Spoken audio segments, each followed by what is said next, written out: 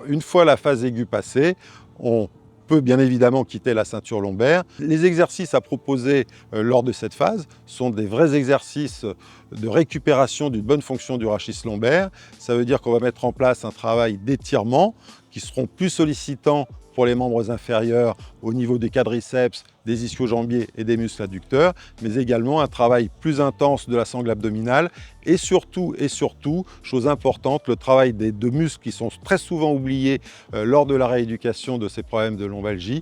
Ce sont les muscles transverses, comme on va le voir, mais également les muscles lombaires profonds qui sont les muscles qui s'atrophient le plus et qui sont souvent associés à la lombalgie chronique. Nous allons poursuivre le travail d'étirement que nous avons vu tout à l'heure avec des exercices de plus en plus intenses, de plus en plus prolongés.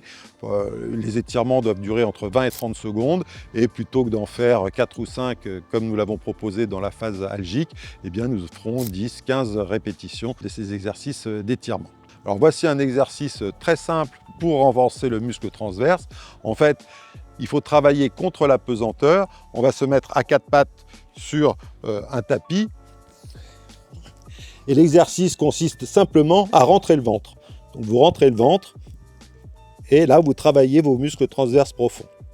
C'est pour ça que je vous dis quand vous avez le ventre relâché, vous rentrez le ventre, vous contractez un maximum, vous essayez de tenir une dizaine de secondes, vous relâchez, vous faites cette série plusieurs fois de rentrer le ventre.